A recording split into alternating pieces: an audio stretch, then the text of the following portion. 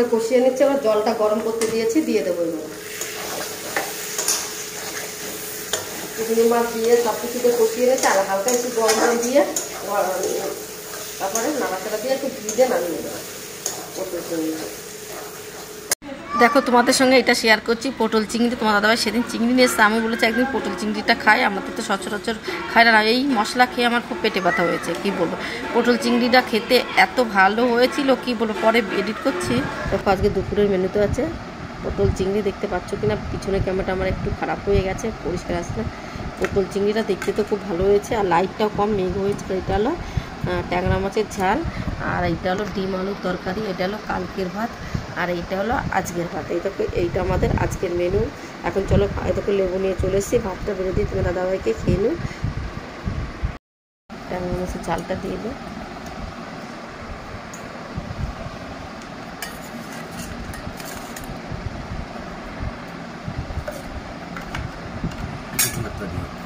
রান্না করবো, দেখো কিচেনটা জলে থই থই করছে, গ্যাসটা দেখো, দেখতে পাচ্ছ কি? এই দেখো ওইখান থেকে আমার সে ছাট ছিল, মানে এরকম ছাঁকনি ছিল, সেইটা ভেঙে গেছিলো। একজনকে 30,000 টাকা দিয়েছি বানাতে, সে একদম বানিয়ে দিচ্ছে না। গ্রিল টিল দিয়ে 1 বছর আগে, দুর্গাপুজোর আগে নিয়েছে, আবার দুর্গাপুজো চলে আসলে এখন। আর আমার কি পরিস্থিতি, ওইখান থেকেও জল আসলে আমি জামা কাস্তে ভিজে গেছি। তোমার দাদাভাই বানাতে। দেখো আজকে তোমার দাদাভাই বললে একটু মুগ ডাল করো আর মাছের মাথা ভাতে করো। তো মাছের মাথাটা এইবারে এত বাজে দিয়েছে, কি বলবো তোমাদের, যে গন্ধ হচ্ছিল। আমি জানি না, 2.5 কিলো ওজনের মাথা নিয়ে এসেছিলো, তা রান্না করেছি তো। আর আমার ছেলে না খুব ভালো খায় এই মুগ ডাল দিয়ে মাছের মাথা দিয়ে রান্না করে, এত ভালো করে। মাছ মাংস ছেড়ে ওই মাথাটা যদি সুন্দর হয় রান্না, তাহলে আমার ছেলে রান্না ভালো না হলে যত সুন্দরী মানে জিনিসও কেউ খায় না। আগে তো খেতেই না, এখন তো বকে যে যা পাবি তাই খাবে, এই করতে হতো। আমার ছেলে রান্না বান্না ভালো না হলে কেউ বাড়ি খায় না, জানি না, ওর একটা অভ্যাস একটা। একটু রান্না হবে ভালো, ও খাবে, ও খেতে ভালোবাসে, কিন্তু এই নাই যে যা পাবে তাই। দেখো মুগ ডালটা আমি একটু ভেজে নিয়ে ধুয়ে দিয়ে দিয়েছি সিদ্ধ করতে। এবার দেখো মাছের মাথাটা চলে এসছে, আর একটা কড়াই নিয়ে 2.5 কিলো সব মাথাটা একটু টুকরো করেছি। এবার দেখো হলুদ লবণ মাখিয়ে তোমাদের দেখিয়ে দিলাম। এবার অনেকটা তেল দিয়েছি আজকে, তোমাদের সঙ্গে দেখাতে পাচ্ছি না কেন, এত বড় বড় মাথা ডুবো তেলে না ভাজলে একদম হবে না।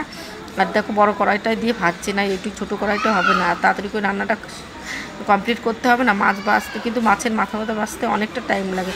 আর যদি তুমি ভালো করে মাথাটা না ভাজো না, একটা গন্ধ টাইপের থাকে। আমি তো সুন্দর করে লাল লাল করে ভেজে নেব।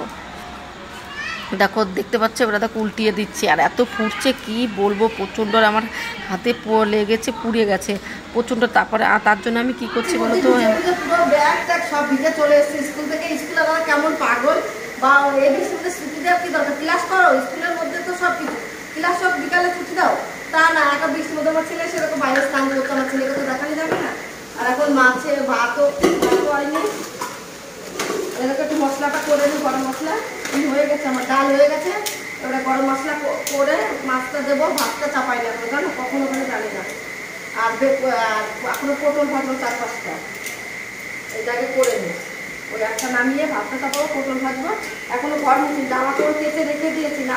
আমাদের কাছে তো আমি পরে ভিডিওটা এডিট করছি, এই মশলা করতে যে মশলা সুইচ দিয়েছি, মশলা পুরো আমি জানি না যে সুইচটা দিয়ে আছে, পুরো এদিক ওদিক ছিটিয়ে গেছে। আর ঢাকনোটা লাগানি হয়নি, তারপরে ছিটিয়ে। বন্ধুরা আজকে মেনু দেখো, দুপুরবেলা এই দেখো মুগ ডাল হলো, মাছের মাথা দিয়ে মুগ ডাল, দেখতে পাচ্ছ, এই দেখো মাছের মাথাতে মুগ ডাল, পটল ভাজা, আর এই যে মাছ, বড় বড় মাছের মাথা দিয়ে একটা কষা কষা রান্না করেছি, আর কিছু না। আর এই যে সাদা ভাত দাদা ভাইকে দিয়েছি, আমার ছেলেকে দিয়েছি, এই যে আমিও নিয়ে নিয়েছি, আমরা খেয়ে দেবো। এই 3টে হলো আজকের মেনু, আর কিছুই না। এত বৃষ্টি কালকে রাত থেকে, কি বলবো, একটু থামিনি। এখন একটু থেমেছে, আমি জামা কাপড় কেচে রেখেছি সে সকালে, এখনও দিতে পারিনি। ওই দেখো, আর আমার ছেলে স্কুলের থেকে ভিজে এসে এই দেখো রেখে দিয়েছে।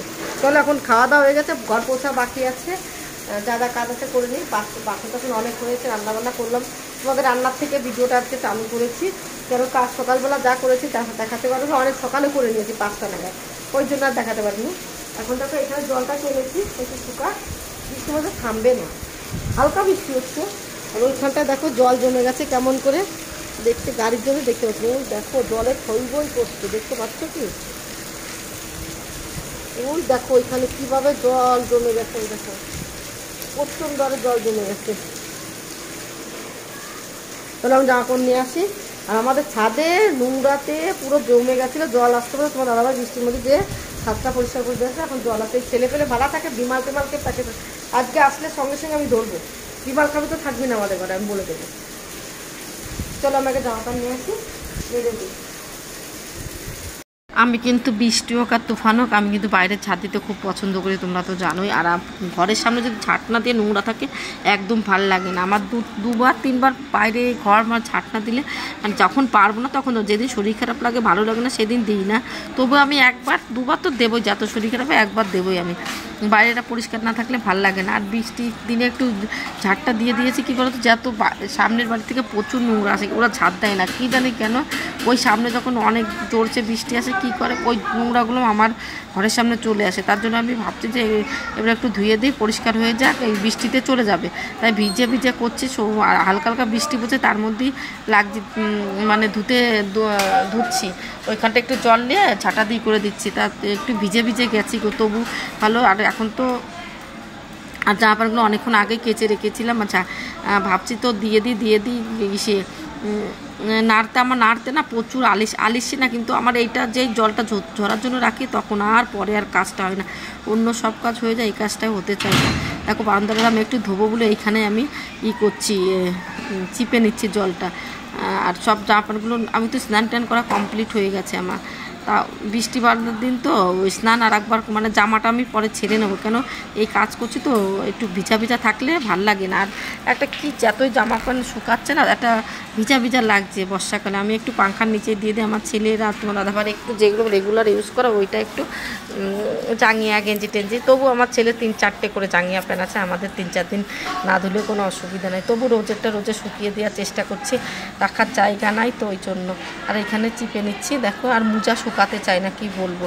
আর আমার ছেলে যে হলুদ জামাটা পরছে না, ওইটাতে একদম শুকাতে চায় না, এত ভারী। আমি বলেছি বাবু বৃষ্টির কদিন তুই এটা পরিস না, অন্য অনেক জামা প্যান্ট যেগুলো পাতলা আছে তোমার দাদাভাইকেও আমি বলেছি, যাতে তোমার অনেক জামা প্যান্ট আছে পাতলাগুলো পরো, আর মোটাগুলো এখন পরো না, একটা গন্ধ আছে। দেখো সব নাড়া কমপ্লিট হয়ে গেছে। এখন আমি ভাবছি যে জলটা,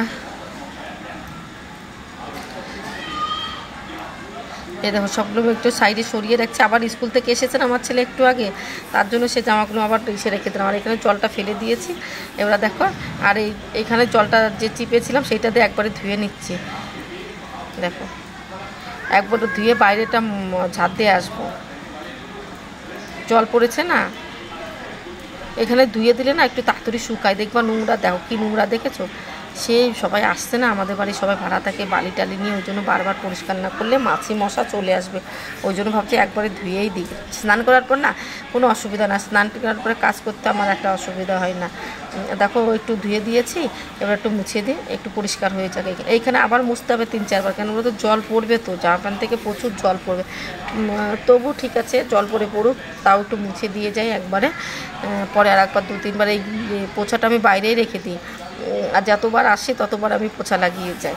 এইখানে শুকনা থাকলে আমরা আসতে যাতে আমাদের দেখতে বেশ ভালো, বাইরে একটু দাঁড়াতে হয়, বৃষ্টি মিষ্টি দেখতে বেশ ভালো লাগে। বসে বসে চেয়ারের পর আমরা সবাই চাটা খাই, আমরা 3 জন গল্প টল্প করি। আর এখানে আমারটা শুকানই থাকে, একটু উঁচু টাইপের তো শুকিয়ে যায়। আর দেখো আবার একটু টেনে নিচ্ছে, এখানে জল পড়ছে বারবার করে, এটা করতে হচ্ছে।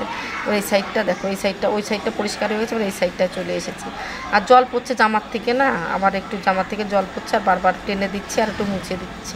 এটা টাইম লাগবে, এটা প্রায় জল যতক্ষণ না পড়বে ততক্ষণ এটা করতে হবে। আমি এখন মুছে দিয়ে চলে যাব, পরে আবার এসে করে দিয়ে যাবো, পোছা লাগিয়ে দিয়ে যাবো। আর আমি তো দুপুরে ঘুমাই না, তোমরা তো জানোই, বেশিরভাগই ঘুমাই না। যেদিন ঘুমাই ঘুমিয়ে পড়ি, বেশিরভাগটা আমি না ঘুমানোর চেষ্টা করি যে না ঘুমাবো না, বাবা কে ঘুমাবে। আর দুপুরে আমি কাজ করতে বেশি পছন্দ করি, সবাই ঘুমায়, আমি সোসাইটি পাহারা দিই, জানো তো। সবাই বলে তুই দুপুরে সব কি চা কিছু হয়, আমি সব জানি, দুপুরে ঘুমাই না। তখন দাদাভাই ঘুমিয়ে থাকে, আমি একটু সকালবেলা ঘুম থেকে উঠে আবার ঘুমিয়ে পড়ি, তো ওই জন্য আমার আর দুপুরে ঘুমাই না। কত ঘুমাবো বলো, ঘুমোলে তো ঘুমোতে পারি, আমি তো কুম্ভকর্ণ। দেখো বৃষ্টি হচ্ছে, তার মধ্যে পোছা করছি, কী করে হবে বলো। আর এখানে ধুয়ে নিয়ে দেখো এখানে ঝাড় দিতে হবে। আমরা গ্রামের বউ তো, এই জন্য এই কাজগুলো করতে ভালোবাসি, অভ্যাস তো। এখানে দিচ্ছি, এইখানটা যাচ্ছে মোবাইলটা, এখানে একটু ঝড় দেবো, আবার ঘর মুছবো, বাসন মাজবো, গ্যাস মুছবো, আবার বাড়িতে করতে করে গেলাম। জল পড়েই যাচ্ছে, জামা শুকিয়েছে না, তখন ঘরের মধ্যে তার টানালাম, জল দেওয়ার জামা কাপড়। চলো ভাবছি একটু আরেকবার ছাদ দিয়ে, একবার ছাদ দিয়ে নিয়েছি, আবার একবার ছাদ দিয়ে দিই। জল এসেই যাচ্ছে, যখন বৃষ্টি জোর হচ্ছে ওই জলটা সরিয়ে দিই তোমার দাদাভাইয়ের বাইকের নিচের থেকে। দেখো দেখতে একটু ভালো করে দেখলে ভাববে নোংরা নোংরা নোংরা, সামনে নোংরা না, বালি বালি বালি বালি। ওইটা যদি সামনের থেকে একদিন কেউ পরিষ্কার করে দেয় না, চলে যায় আমাদের বারবার পরিষ্কার করতে হয় না, কিন্তু কেউ কে দেবে। আর আমি গেলে তো তোমার দাদাভাই মানে মেরে